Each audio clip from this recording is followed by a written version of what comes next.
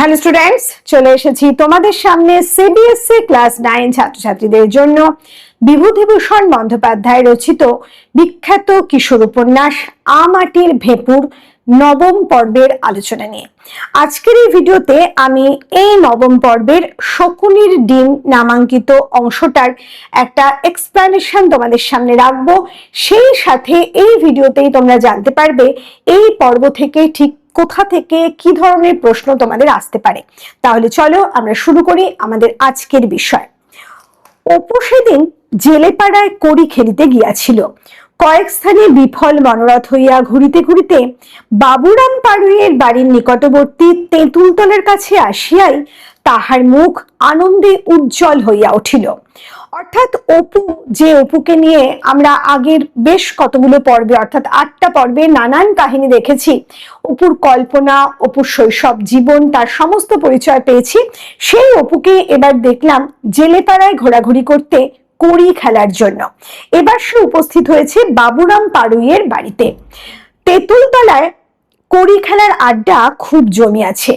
সকলেই জেলেপাড়ার ছেলে, কেবল ব্রাহ্মণপাড়ার ছেলের মধ্যে আছে পটু। অপুর সঙ্গে পটুর তেমন আলাপ নাই, কারণ পটুর যে পাড়ায় বাড়ি অপুদের বাড়ি হইতে তাহা অনেক দূর। অপুর চেয়ে বয়সে পটু কিছু ছোট। অপুর মনে আছে প্রথম যেদিন সে প্রসন্ন গুরু মহাশয়ের পাঠশালায় ভর্তি হইতে যায়, সেদিন এই ছেলেটিকেই সে শান্তভাবে বসিয়া তালপাতা মুখে পুড়িয়া চিবাইতে দেখিয়াছিল। অপু তাহার কাছে গিয়া বলিল, কটা করি? পটু কড়ির গেজে বাহির করিয়া দেখাইল। রাঙা সুতার বুনানি ছোট্ট গেজেটি, তাহার অত্যন্ত শখের জিনিস। বলিল, 17টা এনেছি, 7টা সোনা গেঁটে, হেরে গেলে আরো আনবো। পরে সে গেজেটা দেখাইয়া হাসি মুখে কহিল, কেমন দেখেছিস? গেজেটার 1 পণ কড়ি ধরে। এই যে অংশটা আমরা পড়ছি, সেখানে আমরা দেখছি তেঁতুলতলায় একটা খেলার আড্ডা জমেছে, কড়ি খেলার। সেখানে যখন অপু উপস্থিত হয়েছে, সেখানে সে দেখছে সে একমাত্র পটু নামক কোনো একটি ছেলেকে চেনে, সেও ব্রাহ্মণ এবং সে অপুদের বাড়ি থেকে অনেকটা দূরে থাকে বলে অপুর সাথে তেমন আলাপ নেই। কিন্তু পটুকে সে চিনতো। যখন সে সেই পাঠশালায় পড়তে গিয়েছিল, সেই পাঠশালায় প্রথম অপু এই পটুকে দেখেছিল তালপাতা মুখের মধ্যে দিয়ে চিবাচ্ছিল। সেটা তোমরা আগের সেই দৃশ্যে কিন্তু দেখতে পেয়েছো। এখানে পটুকে ডেকে অপু জিজ্ঞেস করলো যে কটা কড়ি তার কাছে আছে। সেটার কড়ির যে গেজে, মানে সুন্দর একটা পুটুলি, সেটা বার করে তাকে দেখালো এবং বললো সে এই 7টা জিতেছে এবং এরপরে আর যদি হেরে যায় তখন আরো নিয়ে আসবে। এই যে গেজেটা, মানে যে জায়গাটা পটু সংরক্ষিত করে রেখেছে কড়ির জন্য, সেটা কিন্তু তার বড্ড আকর্ষণের এবং প্রাণের চেয়েও প্রিয় বলা যেতে পারে। এই অংশটাই আমরা এরপরে আমরা কি দেখবো সেটা পরবর্তীকালে দেখছি।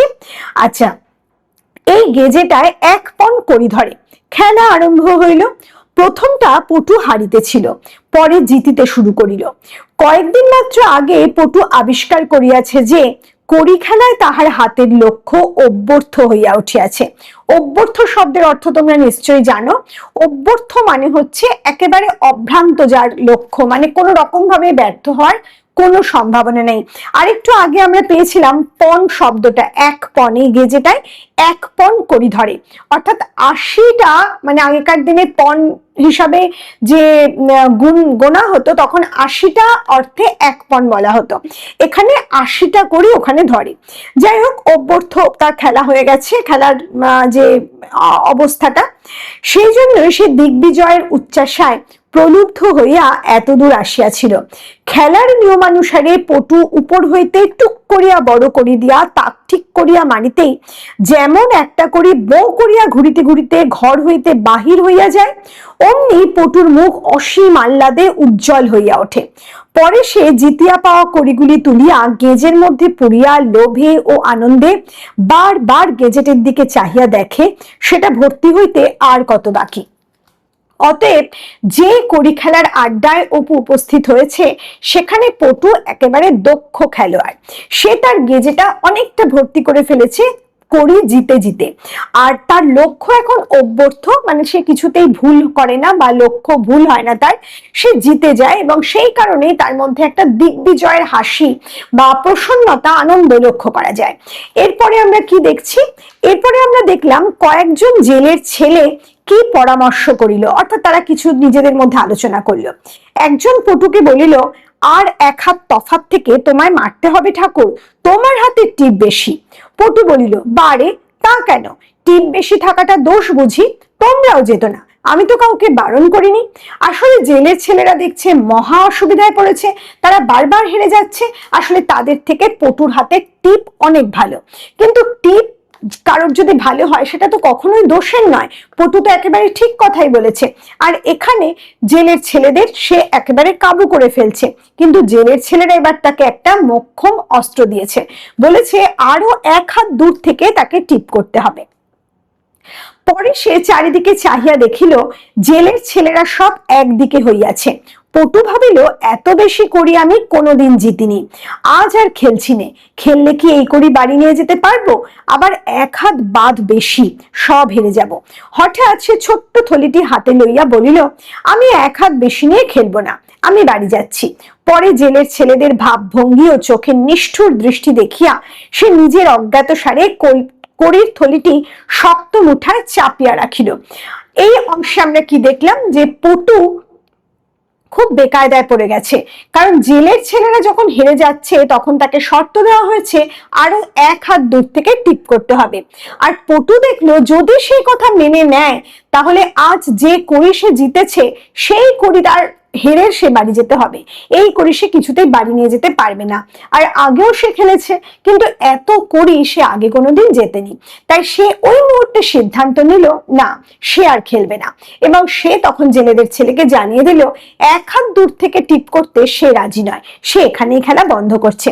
কিন্তু জেলের ছেলেরা সবাই এক কাট্টা হয়েছে, তারা সবাই একজোটে পটুর বিরুদ্ধে গেছে, তারা কিছুতেই তাকে যেতে দেবে না পরবর্তী খেলা না খেলে। আর পটু নিজের অজান্তেই তার যে থলিটা, মানে কড়ি রাখার যে থলিটা, সেটা বেশ শক্ত করে ধরে রইল। একজন আগাইয়া আসিয়া বলিল, তা হবে না ঠাকুর, কড়ি জিতে পালাবে বুঝি? সঙ্গে সঙ্গে সে হঠাৎ পটুর থলি শুদ্ধ হাতটা চাপিয়া ধরিল। পটু ছাড়াইয়া লইতে গেল, কিন্তু জোরে পারিল না। বিষণ্ণ মুখে বলিল, বারে ছেড়ে দাও না আমার হাত।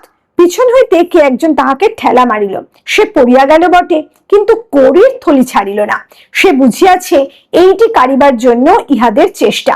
পড়িয়া গিয়া সে প্রাণপণে থলিটা পেটের কাছে চাপিয়া রাখিতে গেল, কিন্তু একে সে ছেলে মানুষ, তাহাতে গায়ের জোরও কম। জেলে পাড়ায় বলিষ্ঠ ও বয়সে বড় ছেলেদের সঙ্গে কতক্ষণ যুঝিতে পারিবে? আচ্ছা, এখানে দেখো খুব ইম্পর্টেন্ট লাইন, কিন্তু একে সে ছেলে মানুষ, তাহাতে গায়ের জোরও কম। এই লাইনটা থেকে বিভিন্ন রকম প্রশ্ন আসতে পারে, ঘটনা ব্যাখ্যা করতে বলতে পারে, কে কার কথা বলা হচ্ছে সেই প্রশ্ন আসতে পারে। আবার দেখো আরেকটা লাইনও আমি একটু আগে পড়ে এসেছি, হঠাৎ সে ছোট্ট থলিটি হাতে লইয়া বলিল, আমি এক হাত বেশি নিয়ে খেলবো না, আমি বাড়ি যাচ্ছি। এই লাইন তুলেও কিন্তু তোমাদের প্রশ্ন হতে পারে। আর এছাড়াও যে কোনো লাইন তুলে প্রশ্ন হবে না তা নয়, কিন্তু অংশটার মধ্যে এই লাইন দুটো কিন্তু বেশ ইম্পর্টেন্ট লাইন। আচ্ছা, এরপর আমরা কি দেখলাম?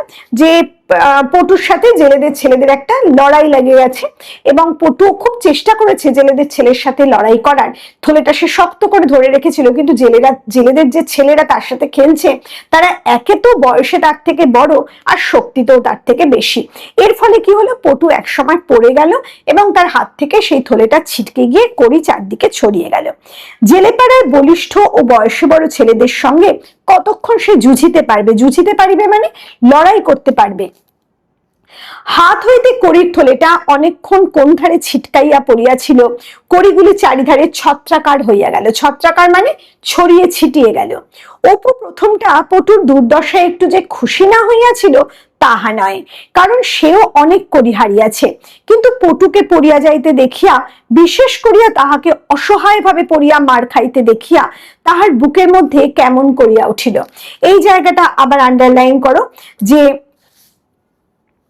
বিশেষ করিয়া তাহাকে অসহায় ভাবে পড়িয়া মার খাইতে দেখিয়া তাহার বুকের মধ্যে কেমন করিয়া উঠিল। কাকে মার খেতে দেখে কার বুকের মধ্যে কেমন করে উঠেছিল সেটা যেমন প্রশ্ন, আবার ঘটনার প্রসঙ্গও ব্যাখ্যা করতে হতে পারে। এখানে দেখা যাচ্ছে কি, প্রথমে যখন পটু পড়ে গেছিল তার দুর্দশা দেখে অপুরও একটু আনন্দ হয়েছিল। সে কেন আনন্দ পেয়েছিল? কারণ সেও আজকে এই পটুর কাছে বেশ কিছু করে হেরে গেছিল। কিন্তু পরক্ষণেই অপুর মধ্যে একটা পরিবর্তন এলো, তার দুঃখ হলো পটুর জন্য। কারণ এই যে অপুকে আমরা দেখছি, সে শৈশব থেকেই কিন্তু তার মনের মধ্যে দয়া মায়া অত্যন্ত প্রবল ভাবে ছিল। সেটা আগের অনেক পর্বে আমরা দেখেছি, এই পর্বেও দেখলাম। এখানে আমরা এরপরে কি দেখলাম, সে ভিড় ঠেলিয়া আগাইয়া গিয়া বলিল, ছেলে মানুষ ওকে মারছো কেন? আগাইয়া গিয়া মানে এগিয়ে গিয়ে, এখানে সাধু থেকে চলিত ভাষা কিন্তু তোমাদের শিখতে হবে। আগাইয়ার চলিত ভাষা কি? এগিয়ে। আগাইয়া গিয়া বলিল, ছেলে মানুষ ওকে তোমরা মারছো কেন? বারে ছেড়ে দাও, ছাড়ো। পরে সে পটুকে মাটি হইতে উঠাইতে গেল, কিন্তু পিছন হইতে কাহার ঘুষি খাইয়া অনেকক্ষণ সে চোখে কিছু দেখিতে পাইল না। তারপর ঠেলাঠেলিতে সেও মাটিতে পড়িয়া গেল। অপু পটুকে বাঁচাতে গেল এবং এই জেলে পাড়ার ছেলেগুলোকে বলল, ছেলে মানুষ মারছো কেন? আসলে অপু নিজেও কিন্তু ছেলে মানুষ, কিন্তু তার মধ্যে একটু বড় বড় ভাব ছিল এবং সে একটু বেশি বিচক্ষণ, কল্পনা প্রবণ, সেটা আমরা আগে দেখেছি। ঠিক সেই কারণে কিন্তু এই ধরনের কথা জেলে পাড়ার ছেলেগুলোর সাথে সে বলেছে। কিন্তু দেখা গেল সে নিজেও পড়ে গেল, মার খেয়ে একটা ঘুষি তার চোখে এসে পড়লো। অপু কাউকে কথা কখনো বলে নাই, দিদিকেও না। এই যে ঘটনাটা, এই মারামারির ঘটনাটা ঘটেছিল, অপু কথা বাড়ি গিয়ে কাউকে বলেনি।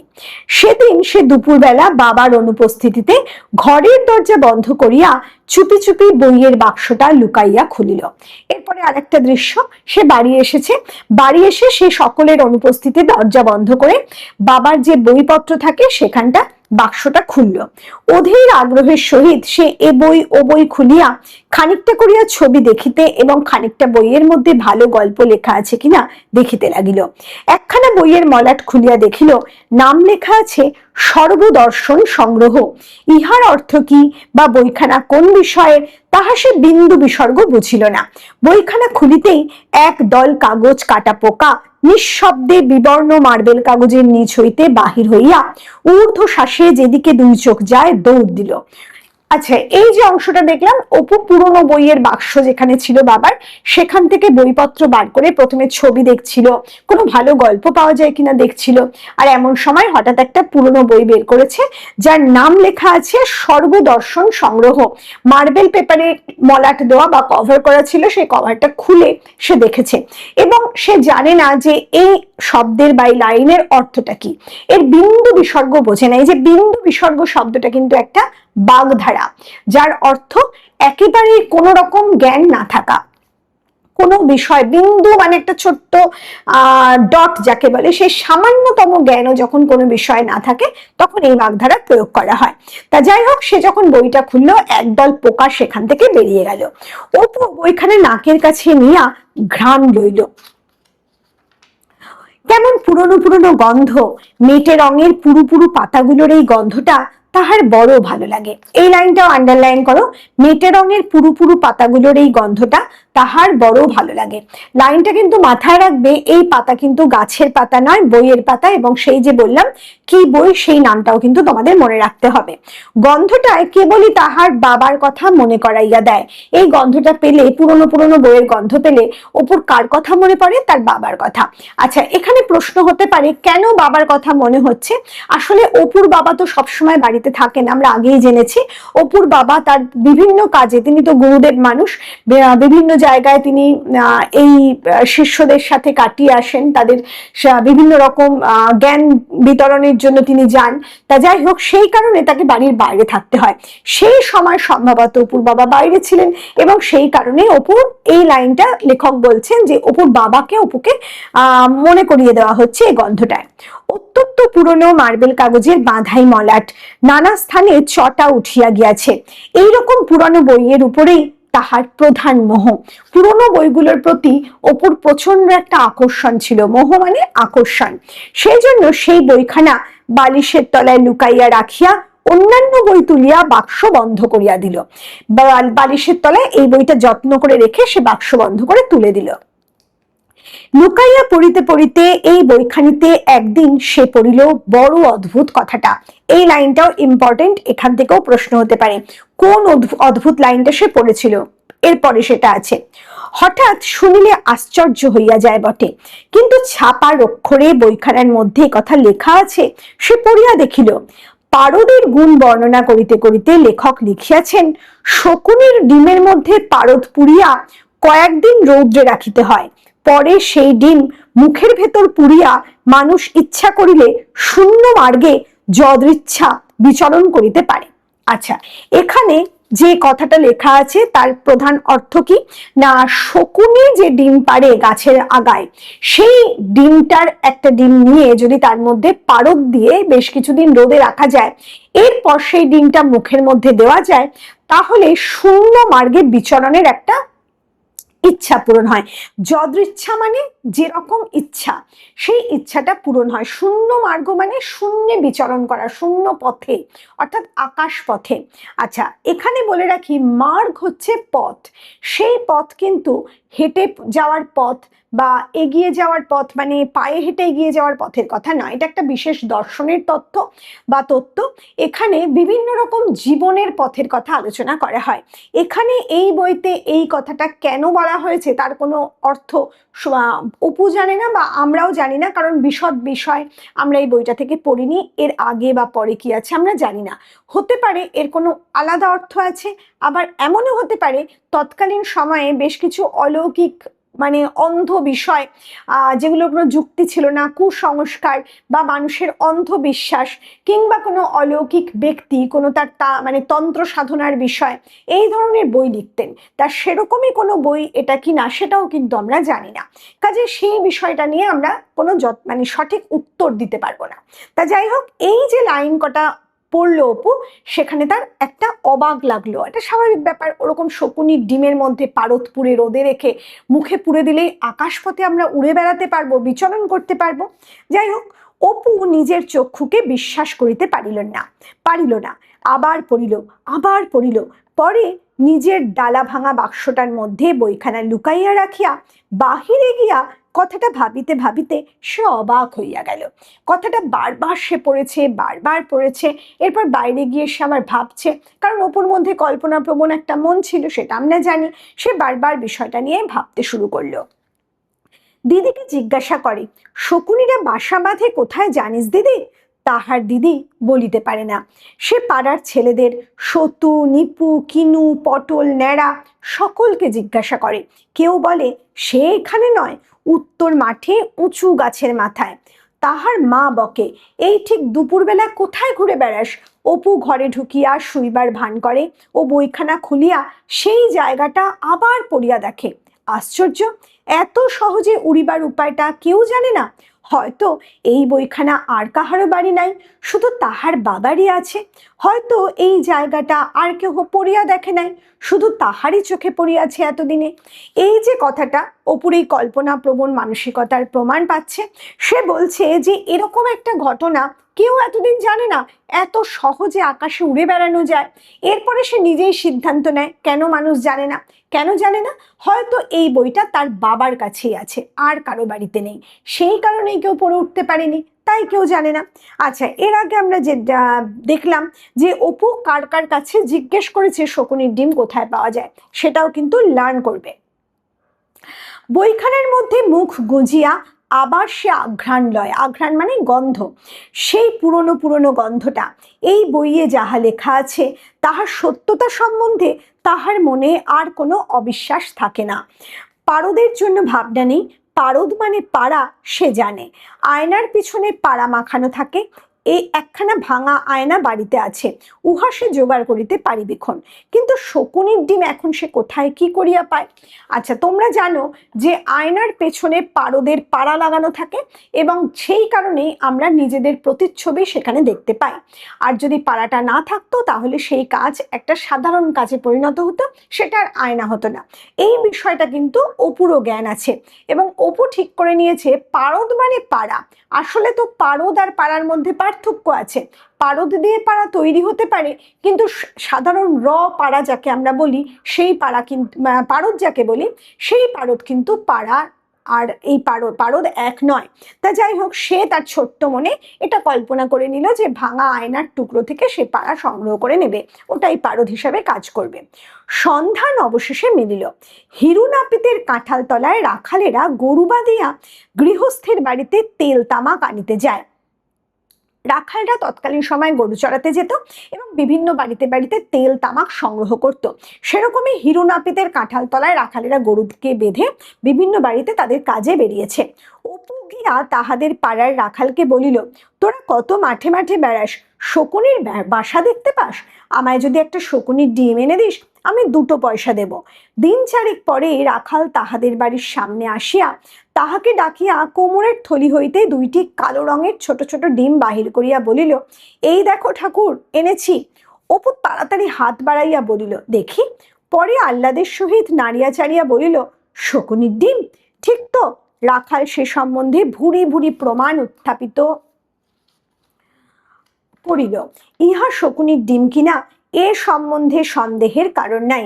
সে নিজের জীবন বিপন্ন করিয়া কোথাকার কোন উঁচু গাছের মগডাল হইতে সংগ্রহ করিয়া আনিয়াছে, কিন্তু 2টা ডিম আনার কমে দিবে না।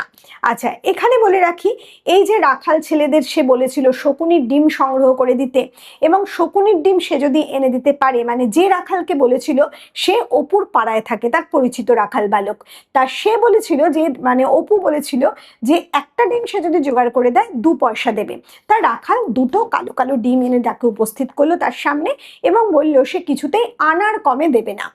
আগেকার দিনে এগুলো এক একটা একক বা ইউনিট, পয়সার থেকে আনা বড় ইউনিট, কাজেই সে বলছে আনার কমে দেবেন, অর্থাৎ পয়সা তার কাছে ছোট্ট সামান্য মূল্য। তা যাই হোক, সে প্রমাণ করেছে, অপুকে নানান কথা বুঝিয়েছে, আর অপু তো সরল সাদাসিধে ছেলে, সে বিশ্বাস করেছে যে এটা নিশ্চিতভাবে শকুনির ডিম। পারিশ্রমিক শুনিয়া অপু অন্ধকার দেখিল, মানে চোখে অন্ধকার দেখছে, কোথায় পাবে আনা। বলিল, 2 পয়সা দেব, আর আমার কড়িগুলো নেবে? সব দিয়ে দেব, একটা টিনের কৌটো ভর্তি করি সব। এই সব বড় বড় সোনা গেটে দেখবি, দেখাবো। অপু ভাবছে, আমি পয়সার বদলে যদি কড়ি দিয়ে দিই তাহলে তোরা নিয়ে নেবে। সে তার প্রিয় কড়ি, যেগুলো সোনার গেটে এক একটা বড় বড় কড়ি, সেগুলো সে দিয়ে দেবে বলেছে, সে দেখাতে চাইছে।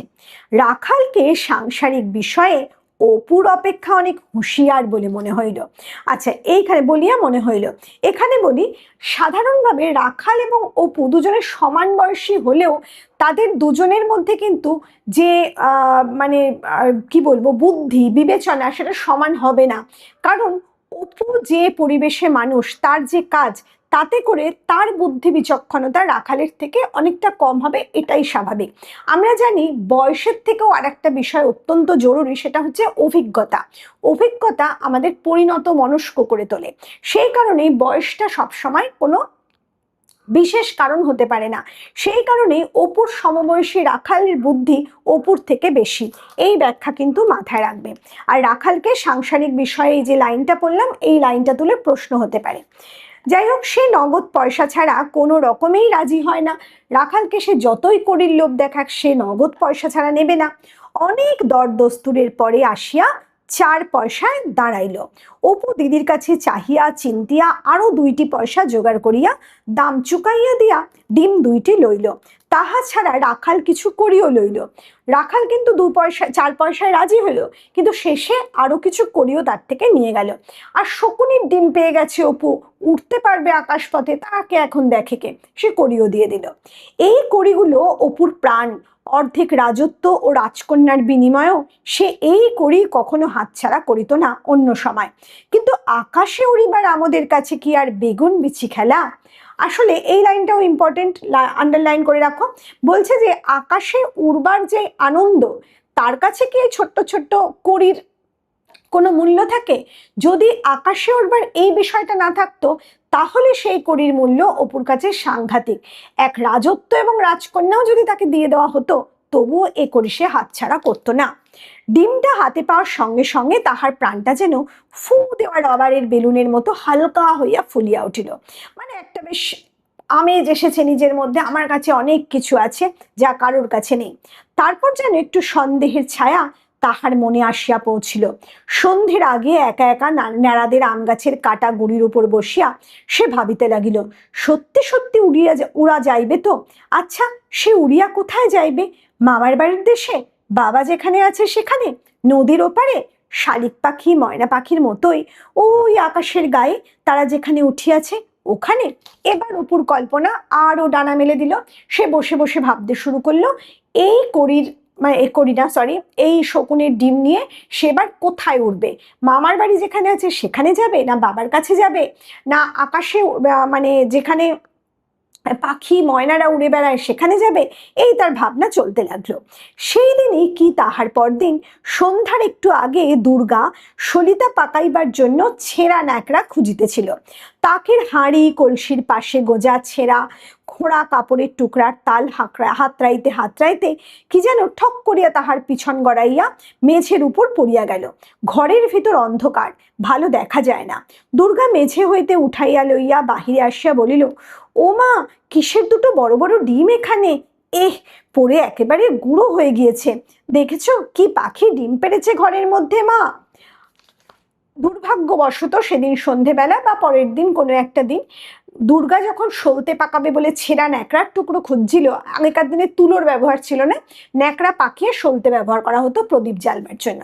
সে খুঁজতে খুঁজতে ওই অপুর লুকিয়ে রাখা ডিমটা তার হাতে লেগে বা যে কোনো কারণে হোক পড়ে গড়িয়ে গেছে, ভেঙেও গেছে।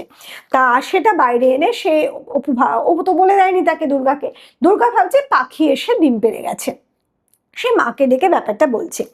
তাহার পর কি ঘটিল সে কথা না তোলাই ভালো। আন্ডারলাইন করো, তাহার পর কি ঘটিল, কোন ঘটনার পর, অর্থাৎ আগের ঘটনাটা কি? আগের ঘটনা দুর্গার ঘটনা, দুর্গা কিভাবে কি খুঁজছিল, ডিমটার কি অবস্থা হলো। আচ্ছা, সে কথা না বলাই ভালো, অর্থাৎ তারপরে যে কি কি ঘটেছিল সেটা আর লেখক ব্যাখ্যা করতে চাইছেন না। অপু সমস্ত দিন খাইল না, রুদ্রমূর্তি কান্নাকাটি হই হই কাণ্ড। অর্থাৎ অপুর যে ভয়ানক দুঃখ হবে সেটা আমরা সবাই জানি। তার স্বপ্নভঙ্গ ঘটেছে। তাহার মা ঘাটে গল্প করে। এই ঘটনার পর অপুর মা সর্বজয়া ঘাটে গিয়ে গল্প করছেন। ছেলেটার যে কি কাণ্ড! ও মা, এমন কথাও তো কখনো শুনিনি। শকুনির ডিম নিয়ে নাকি মানুষ উঠতে পারে?